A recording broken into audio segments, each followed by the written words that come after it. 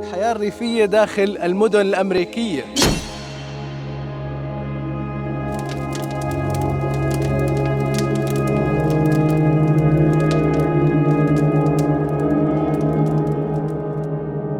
اليوم راح نوريكم الحياة الريفية داخل المدن الأمريكية. جايين طبعا عند شخص راح تعرفوه يوم كامل عن حياة الريف داخل المدن الأمريكية. وزي ما انتم شايفين هون حوالي كل الأمور اللي موجودة بداخل البيوت الريفية. زي ما انتم شايفين هون الحطب، في دجاج وبيض وشغلات كثير مرتبة، بالإضافة لهون زي ما انتم شايفين الغابات اللي بتحيط فينا من كل مكان.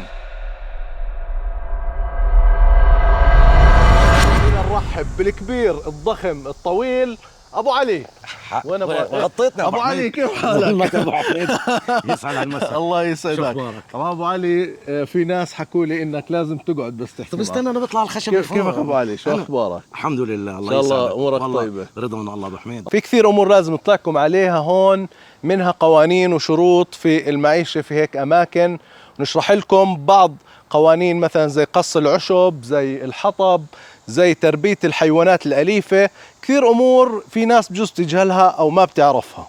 ليش بقصوا الحشيش في أمريكا؟ أول إشي عشان يحافظوا على المنظر العام الموجود قدام كل دار، إنها تكون نظيفة ومرتبة ويكون كله شكل واحد. فهذا قانون هون في أمريكا. عادة الواحد كل أسبوع كل 10 أيام لما يشوف إنه العشب طلع عن المستوى المفروض إنه يكون عنه، بروح بشغل الماكينة تبعته، بقص العشب، بنظف حوالين الدار. لو ما قصيته شو بصير؟ ممكن يعطوك مخالفة. هلا إذا بوصل طول معين وممرق مفتش البلدية، لأنه بالعادة بيكونوا يلفوا بين البيوت. فهلا بالعادة إذا بيشوف إنه يعني منظر شاذ ممكن انه يعطيك مخالفة عليه. اول شغلة هذا بيسوي بالنسبة لهون كغابات، خلينا نحكي، بيسوي بعوض، مجمع حشرات مؤذية يعني، وشكل جماعي يعني تجميل للبيت. هلا طلع جاري قص الحشيش، انا عندي لسه مش مقصوص. شوفوا هون، هاي طلعوا هون بكون زي غامق، هون زي فاتح اكتر. هاي الخط الفاصل، هذا مقصوص هذا لا. هون في شجر غريب عليه زي ثمر غريب. ابو علي ايش هذا؟ هذا يا اخوي الجوز. احنا في بلادنا في ناس بتحكي له جوز عن جمل، بنحط في قلب القطايف بقلب الحلويات اللي هو هذا جوز 100%. تعال شوف ابو حميد، بدي شيء على طول يعطوا لك شيء من تحت. اوكي ابو حميد طلع. ما شاء الله. هذه هي ثمرة الجوز. هون بسموه بلاك والنت. طعمه لذيذ زاكي مش بطال، بس هون ما حد بيهتم فيك. للسناجب بياخدوه وسبحان الله بيخبوه من موسم لموسم، بنشفوه.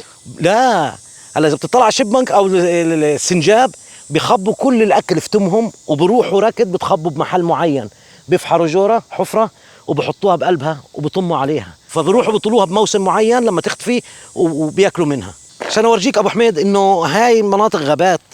اطلع الدوالي يعني بامريكا بتلاقي هون بشيكاغو بتلاقي الدوالي بطريقه رهيبه، بكميات رهيبة، بس مش مثمر، ما عليه ثمرة.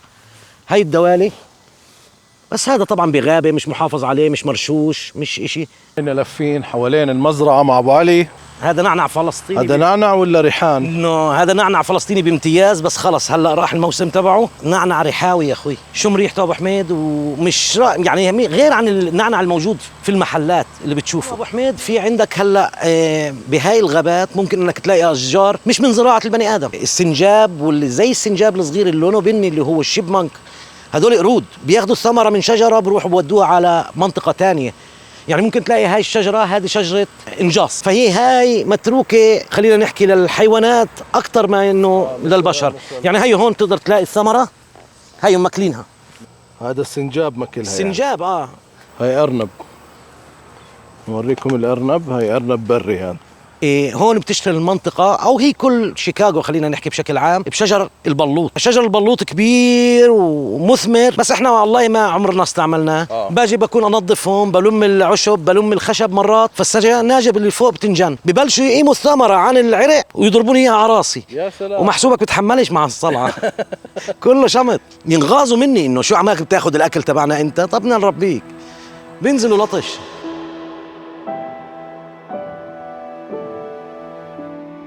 هي السيارة بتقص فيها الحشيش. طبعا يا اخوان مش دائما قص الحشيش بكون في هاي السيارات، في ماكينات صغيرة. بس ابو علي يعني عشان عنده الارض مساحتها كبيره صح؟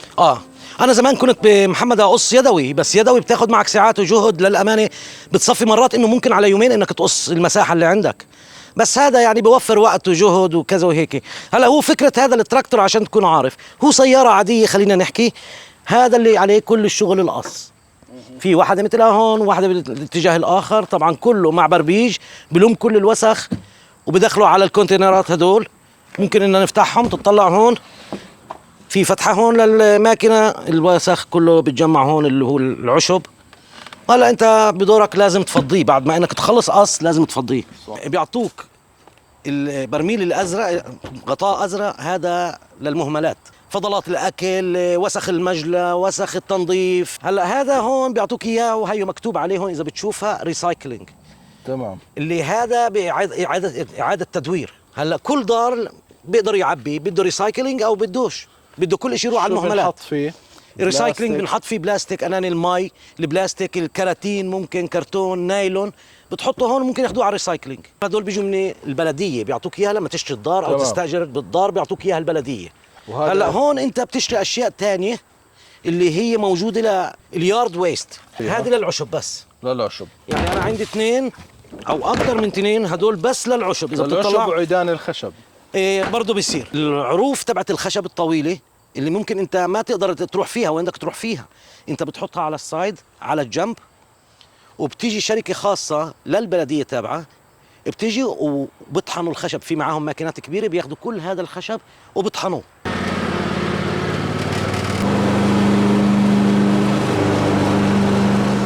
شوفوا بعد الشغل الشاق، شايف ابو حميد؟ كل هذا عشب، شايفين؟ لو اعتقد في البلاد العربيه بحطوا اكل للغنم، هون بكبوه بيعملوه سماد يمكن، صح؟ يا سلام. شوفوا كل هذا عشب. طبعا بعد قص العشب صراحه تعبنا. اجى دور شو المشاوي.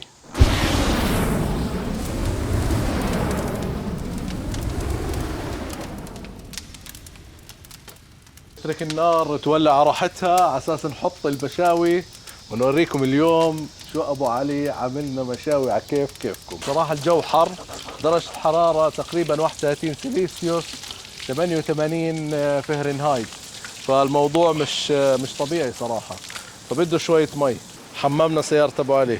مطبخ العكرماوي يا اخوان، اللي ما حضر حلقات العكرماوي يروح يحضرها، هي موجوده على اليوتيوب. وليش جايب لي هالنجاصه معك انت؟ هي سبناها للسناجب. جبناها للسناجب هي يا ابو محمد.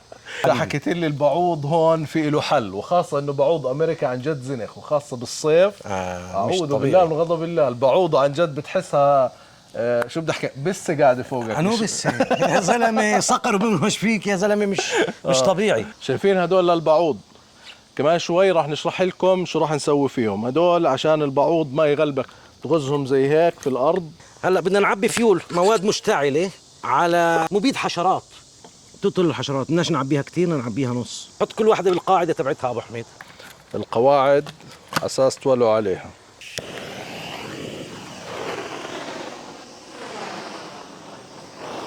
شوفوا كيف ولعنا عدة السهر، بلشنا يا اخوان عشان ولا بعوضة دمها ثقيل تقرب علينا. ابو علي ما شاء الله شايف عندك حظيرة دجاج، المزرعة السعيدة، شو قصتهم؟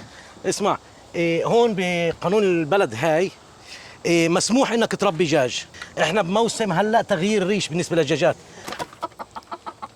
هون بتطلع تبيض الدجاج؟ يا تعال اورجيك من وين.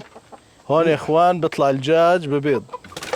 الدجاج البيضة هلا دخلت في فترة غيار ريش، بتغير ريشها، في فترة غيار الريش بتبطل تبيض. فهلا الدجاجات التانيين قايمين بالواجب. افتح الصندوق هون البيض.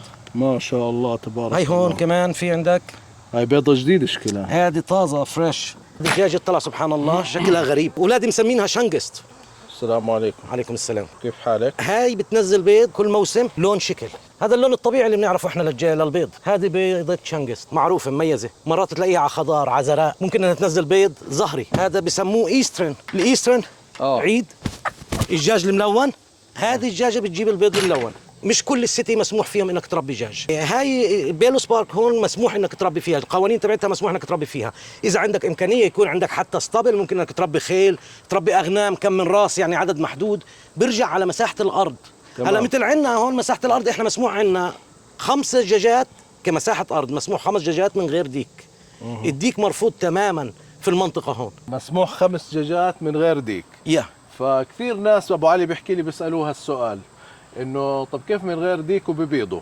فاللي بيعرف وين يكتب لنا في التعليق. في التعليقات. الحطب اكثر شيء يعني من وين بتجيبه ولايش تستخدمه هون؟ والله هذا الحطب يوم ما اشتروا المسجد عندنا بالمنطقه فقصوا شجر كثير، طلبت منهم قلت لهم ممكن استعمل اخذ منه حطب، قالوا لي تفضل. جبت الكميه وهيني بنخزنها، كل فتره بكون زهقان بكون بدي حطب بنقطع وبنحطه على شقه عشان ينشف. محمد هاي المناطق حلوه كثير للسكن بس فيها مخاطر للمباني نفسها، لانه هون في عندك ترومايد كثير. الترومايد اللي هو الدوده اللي بتاكل الخشب، وانت بتعرف بنا امريكا لو بتشوفوا حجر، لو بتشوفوا سايدنج اللي هو البلاستيك اللي على الداير مثل داري، بس بداخليا اذا بتدخل على الحيطان كلها خشب، كلها صدات خشب عواميد، فالترومايد بياكل فيها. كثير من الناس بيخربطوا هاي الخربطه، بيحطوا الخشب هذا لازق في البيت عشان يستسهلوا انهم يطلوه بالشتاء وبالثلج يكون جنب البيت، وهذا اكبر غلط محمد. بالترومايد في هذا الخشب جنب البيت ممكن يدخل على الاساسات تبعت البيت. احذروا. فدائما الخشب لازم يكون بمنطقه بعيده وبعيد عن المي نوعا ما، لانه الترومايد بنبسط على المي وبنبسط على التراب وبنبسط على الخشب كثير. هلا يا اخوان هذا هو الترومايد نوعا ما، وهي البيت تبعه. طبعا يا اخوان هاي هي المنطقه زي ما انتم شايفين. هون المشاوي، هون المشاوي، هون الطاوله راح ناكل عليها قعدتنا. وهاي طاوله التجهيزات الصعبه، وهذا النار، وشوفوا كمان عندنا. وهيك اجواءنا يعني. خلينا نوريكم كمان، نطلعكم فوق اكثر تشوفوا كيف الوضع. يلا جاهزين؟ 1 2 3.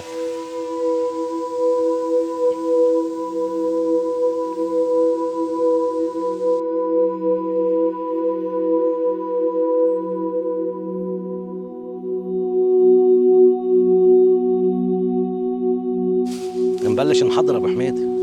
محمد انا بعشق اللحمه تكون مدهنه يا محمد. اليوم في لك مفاجاه، بدك تجرب شيء جديد. ايش شيء جديد؟ عناقيد. شو بتحط على العناقيد؟ ملح وفلفل. ملح وفلفل ولا شيء ثاني. شك الكفته ابو حميد. الله عليك. اما انت هربت، شكيت معي الشقف وعند الكفته ما فيش مراجل، هربت فيها هاي. فيش كفه بتيجي على ايدي. فيش كفه يا اخي، غسل. في عندنا مي وعندنا صابونه. فنان ابو علي فنان.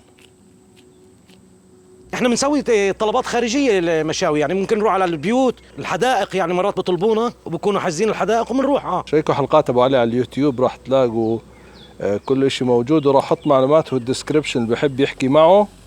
بيعمل مشاوي على كيفكم. والله ابو علي فنان. جمالك جمال ابو علي. حبيبي ابو حميد. دلال. جهزنا ريش وكباب وعنا شو اسمهم العناقيد. شو كمان ابو علي؟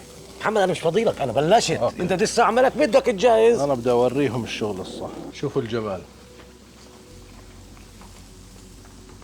والله يسلم ايديك ابو علي. ابو حميد صحة. اجا دور الشقف. باين عليك ابو حميد.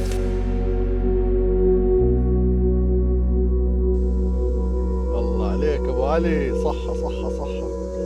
ما شاء الله ما شاء الله. العناقيد وهذا الكباب.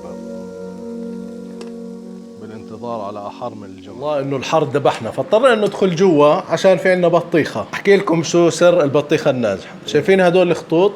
هدول تكونوا مكتملات. هذا اول اشي. ثاني اشي صوتها في فراغ وصوتها عالي زي الطبلة. ثالث اشي هاي اللي هون كل ما صغرت كل ما كانت البطيخة حلوة. بالاضافة للي حكى لكم عنها ابو علي، هاي العلامة الصفراء. يلا تفضل ابو علي. ايه كيف قطعها. شغل المعلمين. هلا هاي شو بتسوي فيها؟ كل واحد بيجيب معلقة وببلش ينتش فيها. هاي لازم تنتشها هيك بالمعلقة. طبق البطيخ مع ابو علي. معلم محمد. حلوة. في ملاحظة سريعة انه هون البطيخ من غير بذر، راح تلاقوا كمان اللي زيه البرتقان بالاضافة للعنب من غير بذر، فشغلات كثير حلوة انك بتلهط على طول من غير ما تقعد تتضايق وشيل البذر من الحكيات. صحة وعافية. اللي بيجي على امريكا يجرب البطيخ من غير بذر ويدعي لي. لا تنسوا اللايك والشير والسبسكرايب. معلومات كثيرة عن طريق ابو علي، كيف الواحد يعيش في ارياف المدن الموجودة في ولاية إلينوي تحديدا. من هون نحكي لكم لا تنسوا اللايك والشير والسبسكرايب وايش سلام. وهاي الطيارة نازلة، اهلا وسهلا. تعال شوف بالي، تعال. نزل الدرون، يلا يابا. اقلاع، هبوط، اضطراري. جاهزين؟